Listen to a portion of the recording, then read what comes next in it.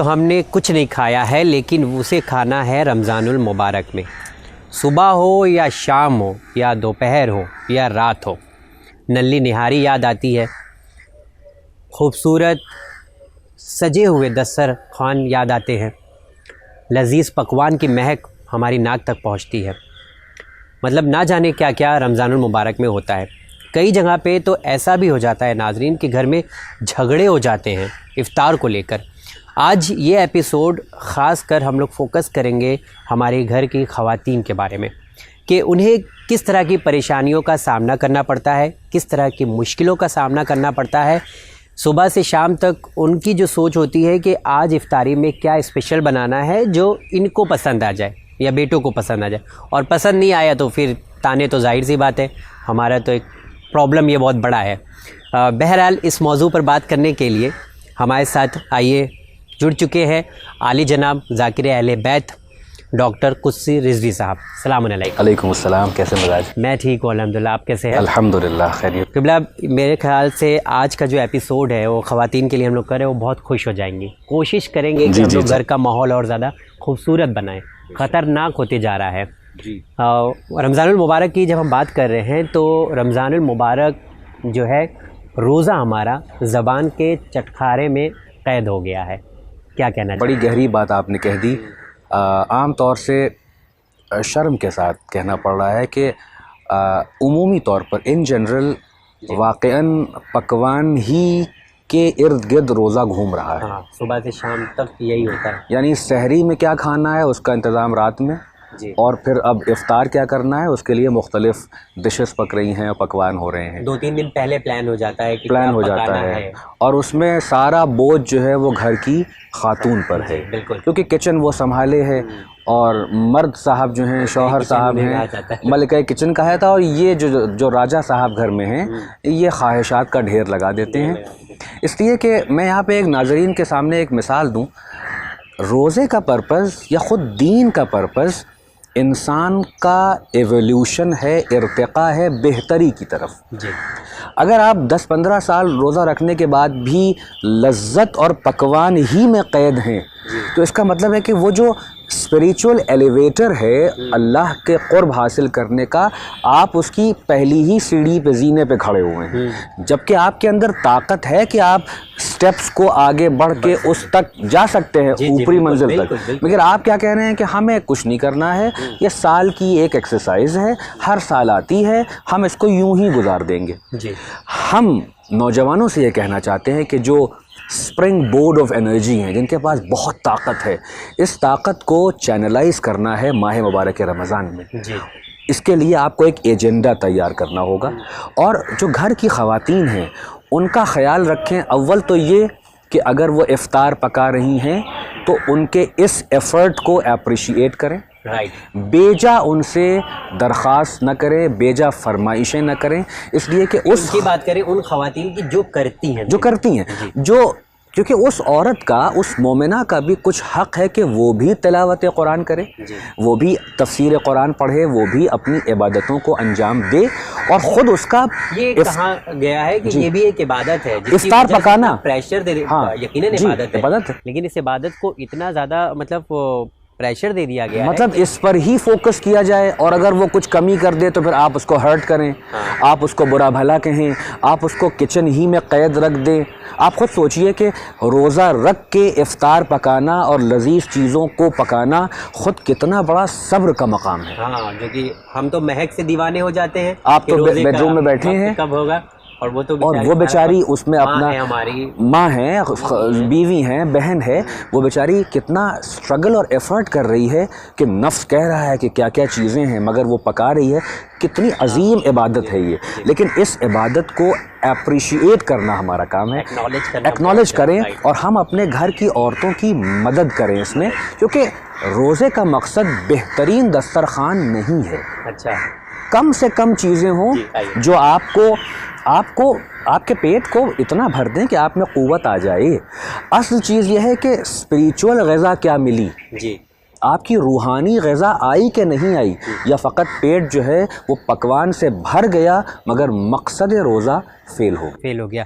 چلیے ایک اور سوال میں ایڈ کرنا چاہوں گا، کیونکہ افطار کا ایسا وقت ہے جہاں پہ فیملی ایک ساتھ آ جاتی ہے، جی ہاں، ایک گیٹ ٹوگیدر ہو جاتا ہے، بیوی آ گئی، بچے آ گئے، اور سب ماں آ گئی، سب لوگ آ گئے۔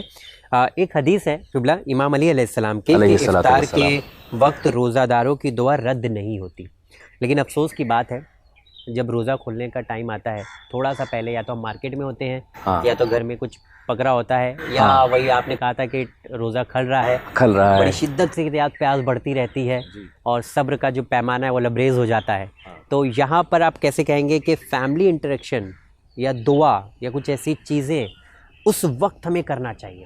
مثلاً عین مغرب کے وقت سے اگر آپ آدھا گھنٹہ پہلے ہم یہ طے کر کے بیٹھیں کہ ہم اس آدھے گھنٹے کو اس کو افطار سے ملا دیں، اول وقت ایک تو نماز کی تاکید، یعنی مغرب کی نماز پڑھ لیں، اور اگر کوئی آپ کا انتظار کر رہا ہے، فقہی مسئلہ ہے، اگر کوئی آپ کا منتظر ہے، کوئی مہمان ہے، تو نماز سے نہ پڑھ کے آپ اس کے ساتھ افطار کر سکتے ہیں، لیکن مستحب یہ ہے کہ مغرب کی نماز ادا کر لیں۔ تو یہ جو مغرب سے آدھا گھنٹہ بچا ہے، اس میں ایک فیملی انٹریکشن ہو کہ سب لوگ بیٹھیں اور یعنی احادیث معصومین پر گفتگو ہو جائے، قرآن مجید کی تلاوت ایک ساتھ ہو، یا عین جو افطار کا وقت ہے اس پہ ابھی آپ نے حدیث مبارک سنائی، واقعاً وہ دعا کی مستجابیت کا وقت ہے، دعا فوراً قبول ہوتی ہے، رد نہیں ہوتی، کیونکہ روزے دار اللہ کا مہمان ہے۔ اللہ نے کہا ہے کہ روزے دار کے منہ کی جو بو ہے روزے کی وہ بھی خدا کو پسند ہے، مشک سے زیادہ، اور خود روزے دار اللہ کی محبت میں اس نے اپنے آپ پر ایک طرح کا یعنی تکلیف صحیح ہے اللہ کے لیے۔ تو اللہ اس روزے دار کو کہ جو اتنی گھنٹے کے لیے گناہوں سے دور رہا ہے، اخلاص کے ساتھ آگے بڑھا ہے، اس کے اندر وہ قوت ڈیولپ ہو جاتی ہے کہ اللہ کہتا ہے کہ میں اپنے مہمان کی طلب کو رد نہیں کرتا۔ کیوں نہ ایسے موقع پر ہم خود اپنے لیے، اپنی قوم کے لیے، اپنی ملت کے لیے، علماء کے لیے دعا کریں، اور ایک دوسرے کو اس وقت خاص موقع پر ہم ذکر خدا اور ذکر ائمہ اہل بیت علیہم الصلوۃ والسلام کریں، تاکہ ہمارا ذکر افطار سے قریب ہو تو ہم اسپریچولی افطار میں داخل ہوں۔ یقین مانیے جس طرح سے آپ بتا رہے ہیں، اگر ہم لوگ کرنے لگے تو اتنا بہترین لمحہ یہ ہوتا ہے اسے ہم ہاتھ سے جانے نہ دیں۔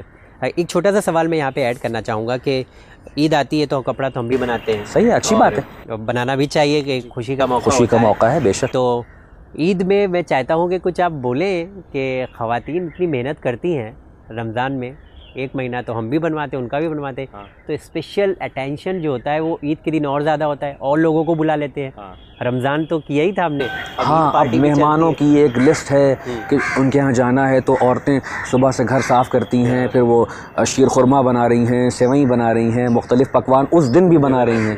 تو ہم ایسا کریں، دیکھیں عید اصل میں جو امام معصوم یعنی خود مولائے متقیان علیہ الصلوۃ والسلام کا قول ہے، عید تو اس کی ہے جس کے روزے قبول ہو گئے ہیں، اور روزے کی قبولیت جو ہے وہ ہم پر ظاہر ہونے لگتی ہے کہ ایک مہینے کے بعد جب روز عید ہو تو کیا ہم میں وہ اسپریچول طاقت ڈیولپ ہوئی، کیا ہم اگر ہم روز عید ہی نمازیں ترک کرنے لگیں، غیبت میں پھر مبتلا ہو جائیں، میوزک سننے لگیں، مطلب رزلٹ اینڈ ڈے ہمیں سمجھ میں آتا ہے جو آپ نے کہا تھا کہ جو ہے آپ کو 30 مہینہ یہ ٹریننگ ہے، ایکسرسائز ہے، اس کا رزلٹ ملتا ہے عید کے دن، اور یہ سال بھر کنٹینیو رہے تو ہم اپنے گھر کی سمجھے کہ ہمارا روزہ صحیح رہا، تو اپنے گھر کی خواتین پر ایکسٹرا بوجھ کیوں ڈالیں؟